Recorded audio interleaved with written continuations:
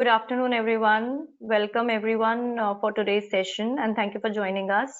I'm Asa from Prudent Wellness team, and welcoming you all for an intriguing session on bracing yourself for more power and grasping how to achieve confidence and success. For today's session, we have invited the CEO, Leaders in Lipstick, TEDx speaker, global professional speaker, behavioral change consultant, ICF certified coach, and UN Karamveer Chakra awardee, Shiji Varghese.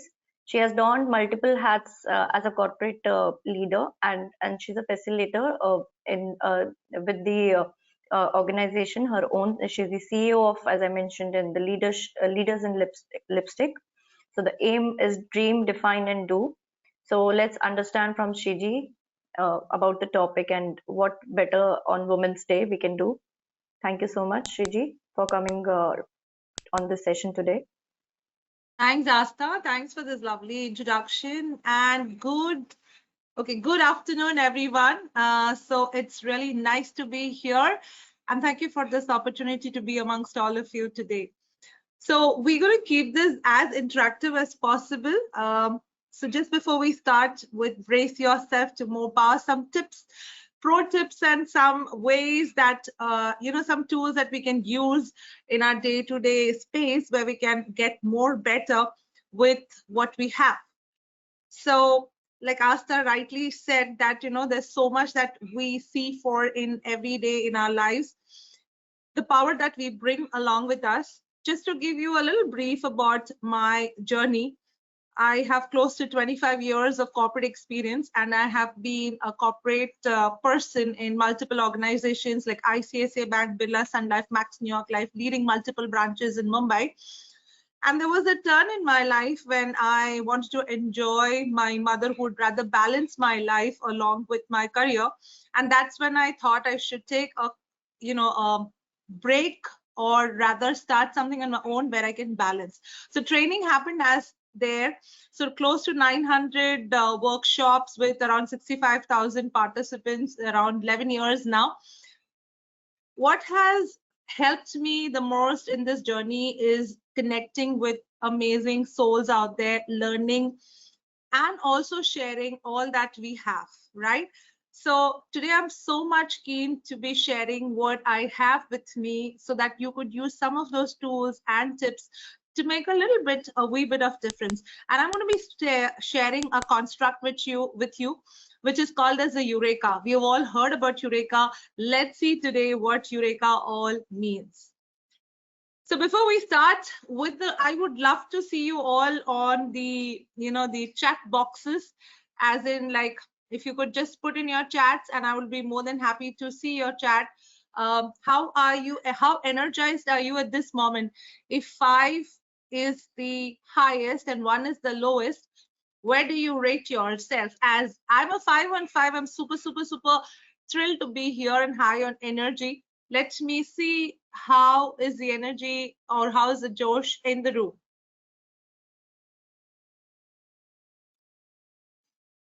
So I'm going to be seeing even the chats that's coming up. I'll be more than happy to interact with all of you over the chat.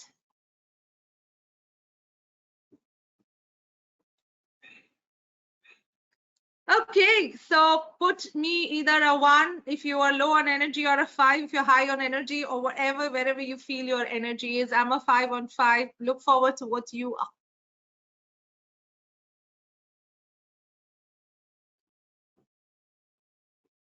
So are we getting some chats, Asta?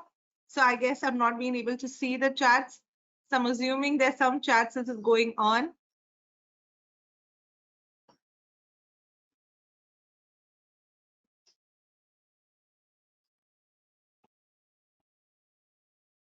Okay, so I am assuming that you all put it on the, yeah. Yeah, so we'll just update you on that. Probably we can just start with the session.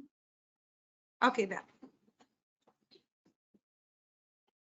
So looking forward for your responses on the chat box.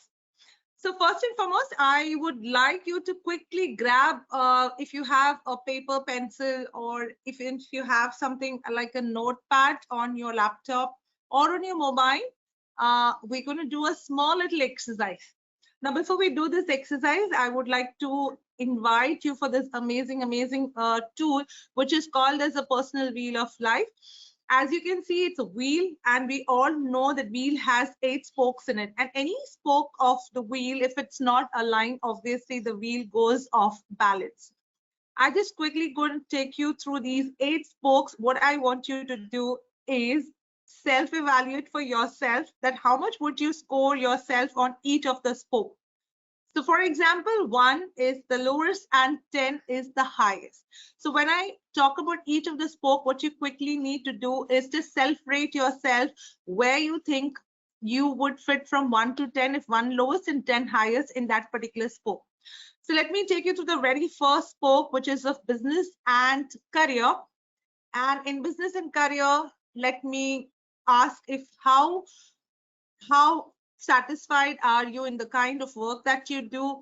What energy and passion do you bring to the space of your work? How glad are you, or how happy do you feel to go on to work every single day? So whatever the relationship with your work is, please rate yourself from 1 to 10.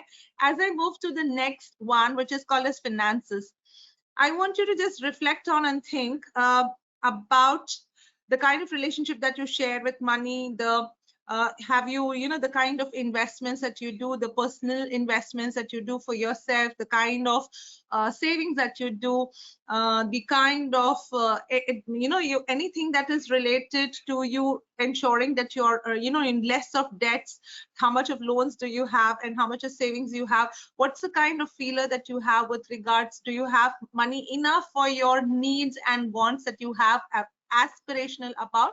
How is the relationship with money? Go ahead and score yourself on finances. As I move on to the next one, which is called as health. In health, I'm going to be taking through the mental, physical, emotional health. So it also means that how regular are you with the way you connect yourself in any form of exercises, with the diet and the food that you eat, anything that you feed to your mind, and the balance that you have with respect to your emotions. Where would you rate yourself? Family and friends, how much of your time do you invest with your family, with your friends? Do you have a 3 a.m. friend? How much of your friends would rely, and how much do you trust in the friendships and the family relationships that you have? Rate yourself as we go to the next one, which is called as romance. Do you have a partner with whom you can feel committed with? Do you see a very, you find a relationship which is very encouraging, which is growth oriented, which is beautiful in itself? How do you perceive yourself in this particular aspect? Do you invest enough time to rekindle, revisit, reignite the passion in this space? And then I go to personal development. How much of your time do you invest for yourself, for your hobbies, your passion, growing and upskilling and upgrading yourself? And as we move on to fun and recreation, what are some of the things that you would do for recreation, or how do you de-stress yourself? What are some of the elements that you would focus on to pursue as a hobby? And last but not the least is contribution to the society. Where do you see yourself in terms of contributing to the society? How often do you take out time to give back to the society, take care of the elders, or take care of people who really would look up to you for some kind of help? I'm sure by this time you have already evaluated and scored yourself. So all those areas where you have rated in 8, 9, and 10, the good news is that you know for sure why you have scored yourself higher on certain parameters and lower on certain parameters. So wherever it's an 8, 9, and 10, it means you're very content in that area. So places where you have rated yourself less than 7 are those areas which would be, you feel that there is a lot of area or scope for improvement. So what I want you to do is look at your wheel and see how do you feel about your wheel. Are there any surprises for you? How would you like to spend time in these areas? And which of these categories would you like most to improve? So just wanted to give you a feeler about it. These 8 spokes are the most critical, crucial 8 spokes for any individual in their lifetime and at any given point in time. Any of these, if the alignment is not aligned to the entire wheel, you will always feel that there's something missing, and the balance, you find it's an off balance. So look at your wheel and see areas which you really need to work on, and see how you can increase the score from a 5 or a 6 to 8, 9, and 10. So what change you want to make first and why? It's a question that I would like to all of you to reflect on as we move on to the next activity. So again, just flip over the sheet or the paper that you have. I'm going to ask you to do a small little activity again. And here's what you need to do: 3 horizontal lines. Draw 3 horizontal lines. And on the first one, write the name. Write your name on the first line. On the second one, write the name of your loved one. And then third line, write the relationship with your loved one.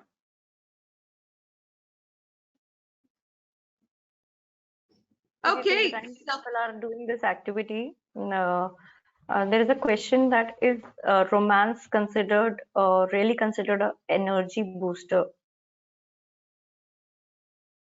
Is romance considered to be an energy booster? So as we all know, we have got emotions, right? Now, what is emotions? Emotion is energy in motion. When you are angry, you have a certain energy. When you're in love, you have a certain energy. So of course, anything and everything which has an energy aligned with it, they can be an energy booster, or it can be an energy demotivator. Like anger can really suck you out of your energy, and love can really make you feel that mood elevation because your energies are on a high. So emotion is energy in motion. So hope that helps. Right? So, okay, so may I move on?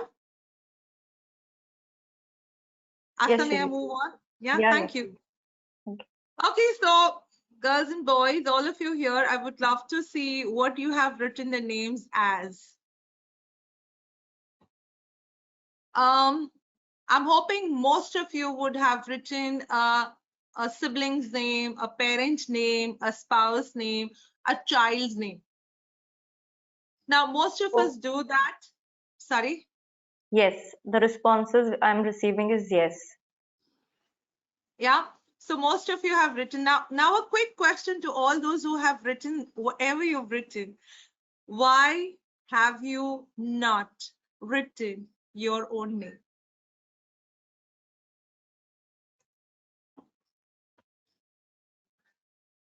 The most important element is, I'm talking about here, is about loving yourself first.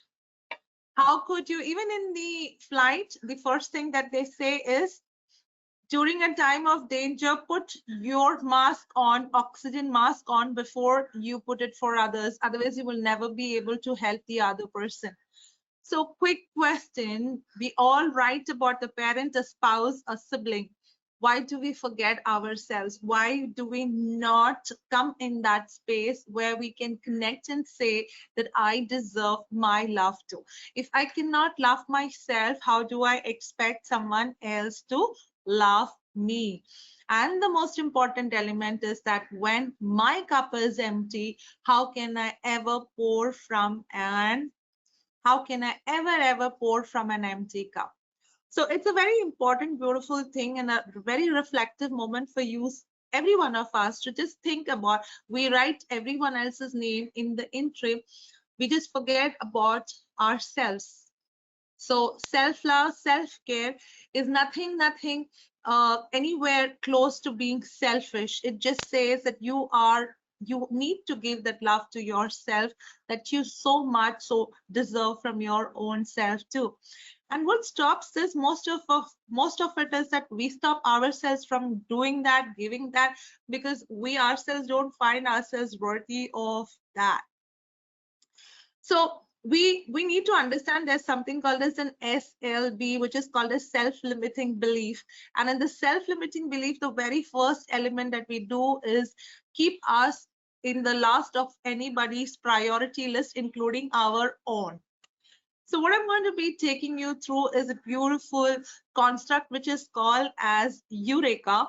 And most of you have heard about Eureka, Archimedes running out of the bathroom saying, Eureka, Eureka, I found the answer.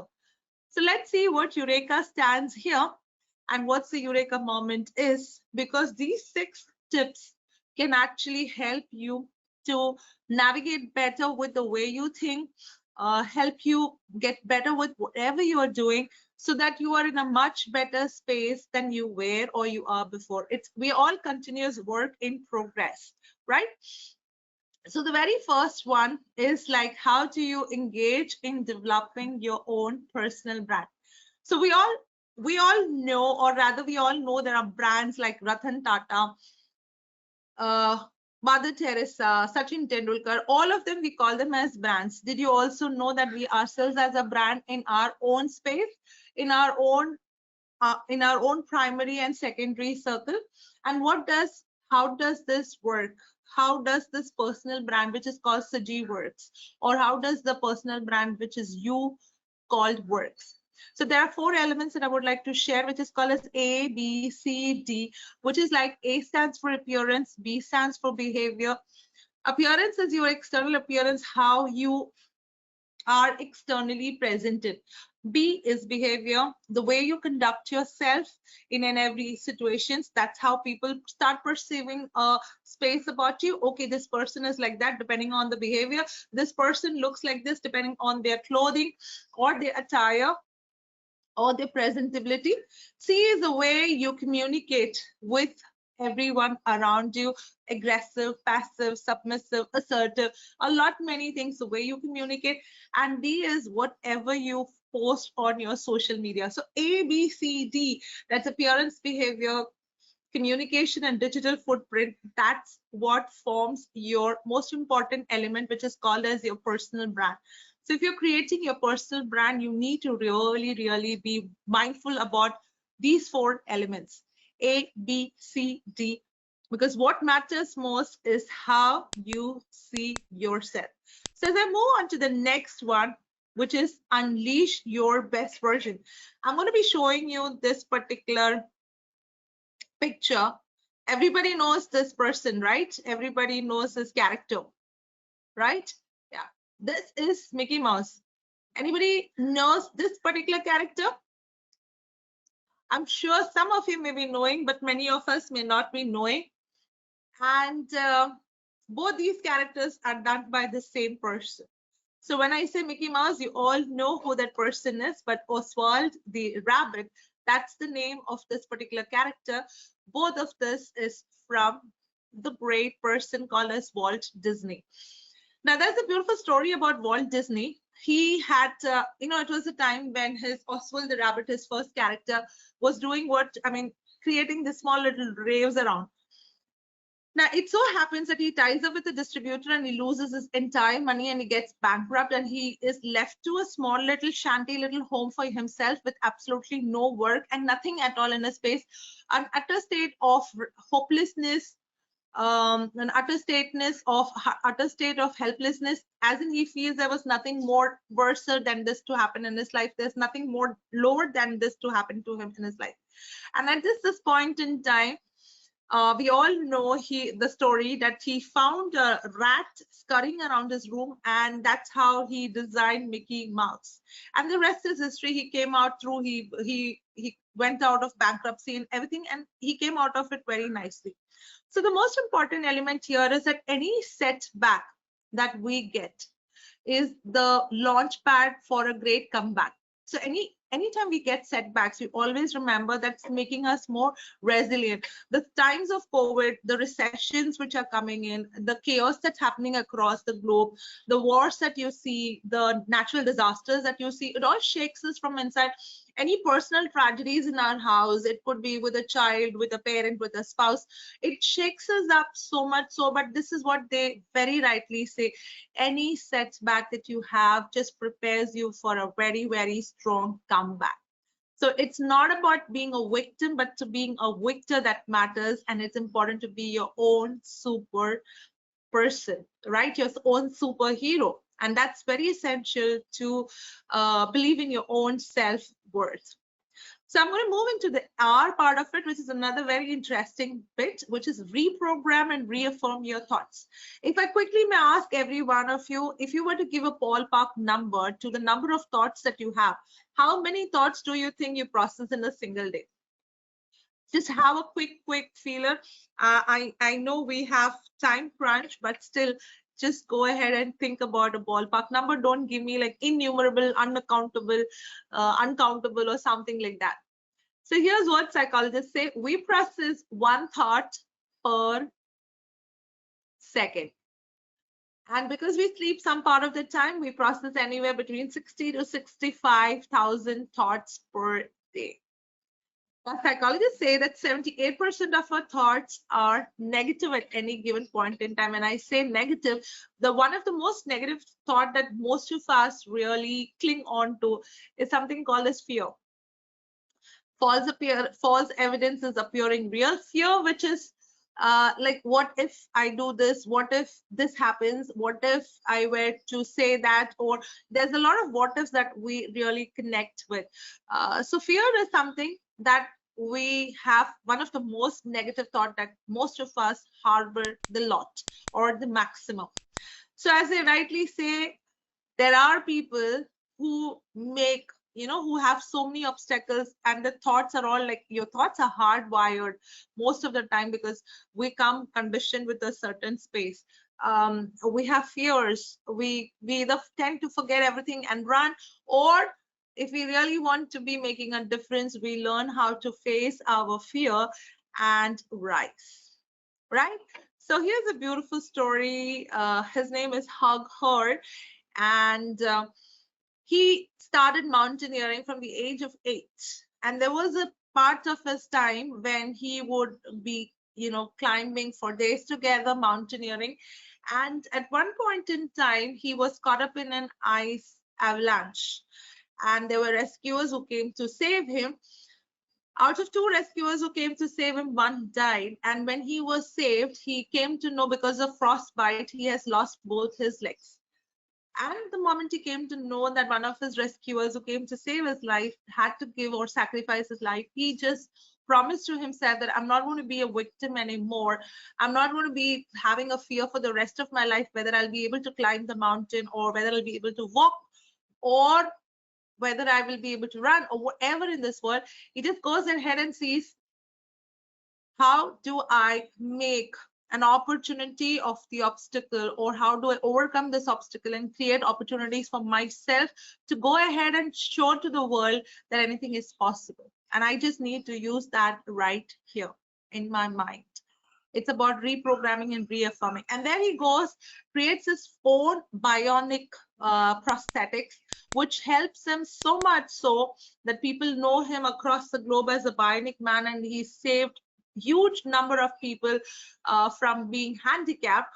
And as you can see in the picture, forget him about walking or running, he can even climb mountains still with his bionic limbs. So how you connect with your thoughts. If fear is something that you sit with, you probably will never leave the bed. You left the bed and you are going to conquer because you faced or you saw in the eyes of the fear. So you need to ask yourself, what would I do if I weren't afraid? And then go do it. So we come to Eureka's 4th element, which is called as E, evolve a growth mindset. So we all know what a fixed mindset and a growth mindset means. Let me give you a beautiful story here. So as you know, in Jordan, there's a Sea of Galilee and a Dead Sea. Now, the source of water for both these water bodies is the river of Jordan. Okay, and the river of Jordan sends in water to both these places. And in one of the Sea of Galilee that you can see on your left side is a beautiful thriving flora fauna with the most amazing aquatic marine life. And on the other side, you could see an absolutely not a single living organism, not even a microorganism thriving there. And so much to its name, it's called as a Dead Sea. Now, the question here is, if both the sources of water are from one source, how is there so much of difference in the nature of the Sea of Galilee and the Dead Sea? Can you reflect and can you think, and you can put it on my chat box as well to let me know what are your thoughts about. Why do you think Sea of Galilee is the way it is, flora and fauna thriving, and Dead Sea is absolutely dead? Okay, so as you reflect, here is the answer. Dead Sea, the water is landlocked and it gets stagnant because there's no flow. And as you can see, the river of Galilee or the Sea of Galilee, the flow of the water is flowing continuously. And so that because of the flowing, evolving water, it's always able to thrive. And because here in Dead Sea, it's landlocked, it keeps on collecting. The salinity in the water increases so much. So forget about swimming. You can't even drown because you will tend to float because the salt content is so high, even not even a microorganism survives there. So is the case exactly with the way we work on our mindset. You can either have a growth mindset that's like flowing and evolving, or you can have a fixed mindset. Now, here's the fun part of it. The most beautiful place in this world is the comfort zone. But no magic ever happened in the comfort zone. So if you want to see magic happening, you need to be outside the comfort zone in the effort zone. So the comfort zone is where you feel safe and in control.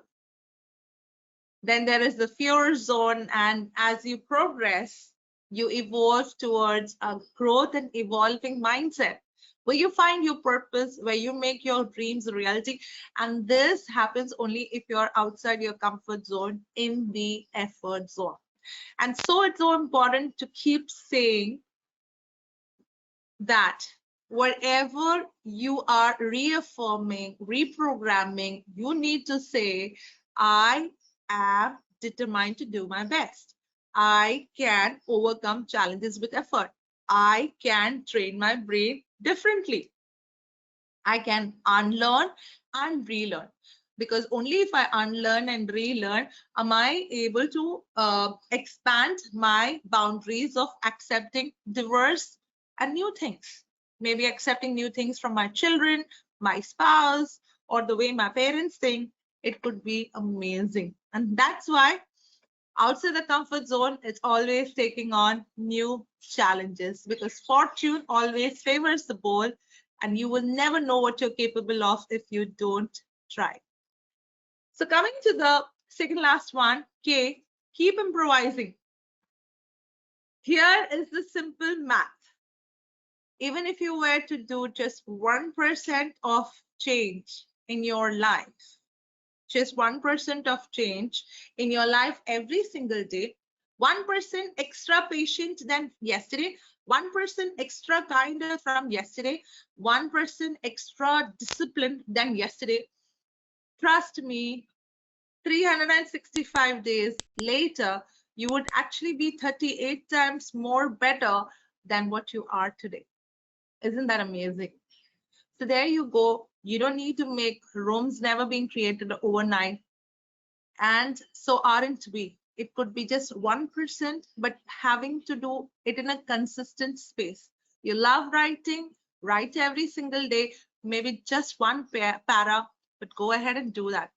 For all that you know, in 365 days, you would have written an entire book. Whatever appeals to you, whatever is your to go to space to feel good about yourself, do that. You know, it's like saying quit bad habits, stick to good things, and you're sure success yours for sure, right? And as you move along, it's very essential. Remember one thing, nobody ever grows without a mentor. Keep a mentor because your learning curve reduces dramatically with the experience of a person who's already been there, done that. Find a mentor for yourself. It's very, very essential. And that's where you can see yourself improvising every single day. And last but not the least, one important element that you need to do or remember to have is adaptability. I'm going to share the story with you, and it's a very, very powerful story. I'm not sure if you would have heard about this, but this is about story of the Choluteca Bridge, which is in the city of Honduras in Central America. Now, the fun part of this place is that there are a lot of storms and floods in this place, in the city, and there's a lot of damage. It's a natural disaster, and a lot of people damage, livestock damage, a lot of property damage. And so in 1998, they had come out, thinking that they will make the best bridge, an engineering marvel in itself, which no floods, no storms can ever, be a disaster for that, or be a damage to that. And they did that in 1998, an engineering marvel, which they called it as a Choluteca Bridge. And the very next year, they had this big storm, hurricane, which came in. And it kind of messed up the entire space. Around 7,000 people and livestock, a lot of loss happened. But the bridge, which was an engineering marvel, stayed there. Do you know what happened? The bridge stayed there, but the river, which was flowing underneath the bridge, suddenly changed its course. And it started flowing from another direction. And now the bridge is suddenly in a place where it's a bridge called as bridge to nowhere. As you can see in the picture, there's nothing. It's called as a bridge to nowhere because there's no river flowing. The river just changed its course. So what important element that came out was there are so many instances in our life. We live in a highly VUCA world. So many instances in our life that could just be unpredictable and you wouldn't know. It's important to see for ourselves how agile or adaptable are we to the situations around us, to the people around us, and determines us how well we can pick up. So Eureka is how do you engage and develop yourself into your personal brand A, B, C, D? How do you unleash your best version? How do you reprogram your thoughts to become better and evolve a growth mindset? Keep improvising every single day, at least a %. And how do you be adaptable? So this is what's most important for me to connect with you and tell you about the personal wheel of life, about the self-love, and about the construct of Eureka. Celebrate life, and life will definitely celebrate you. So as we come towards the end of this particular work, this seminar, I would like you to just take a moment to pause and reflect, because it's not every day that you get a moment to pause and reflect. If you had to take a smaller step to make a wee bit of difference for yourself and for the people around you, what would that be? I would love to listen from every one of you. And the most important thing, as they say, today's world, we have 3 IQs. We already know about 1 IQ right from childhood, which we call it as the intelligence quotient. What my son would say today is IQ is called this information quotient. And third, IQ is your implementation quotient. So you may listen to a webinar and forget about it, but it's important. If there's something that is a takeaway for you today, what's that something that you will gift yourself with? What's that one action that you can take so that you can get better than yesterday? So with that, thank you so much.